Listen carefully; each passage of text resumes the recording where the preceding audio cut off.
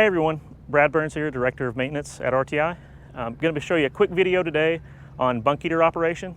All of our trucks have bunk heaters in them, and this is just a quick video to show you some tips, some maintenance tips, and how to operate the heater, how to turn it on, how to turn it off, how to set the temperature to what you want it to, and break down one big misconception about bunk heaters.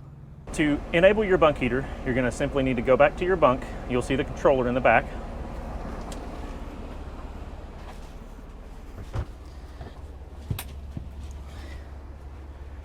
Okay, and then on your bunk control panel over here, this is a little difficult to see with the lighting, but your little black SPAR controller is right here. So to turn that on, all you need to do is tap your power button twice, and you're going to see heater enabled. From there, you can set your temperature. This one's currently set on 72. You can turn it as high or as low as you want. To turn your heater off, all you need to do is press the power button again, and it's going to tell you the heater stopped. So this will run in wintertime to keep you warm. These work very, very well for keeping you warm so that you don't have to idle your truck. You don't have to worry about getting cold.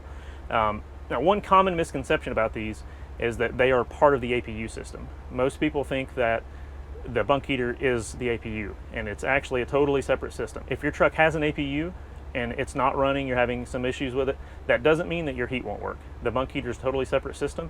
On the Thermo King units, there's a little bit different controller. It's actually going to be in your Thermo King controller. We'll hop over and show you that. If your truck has an APU, you're going to have this Thermo King controller to control your bunk heater. So it works pretty much the same way. All you're going to do is come back to your controller. You're going to hit your power button, turn it all the way over to heat, and then from there you can turn your fan on.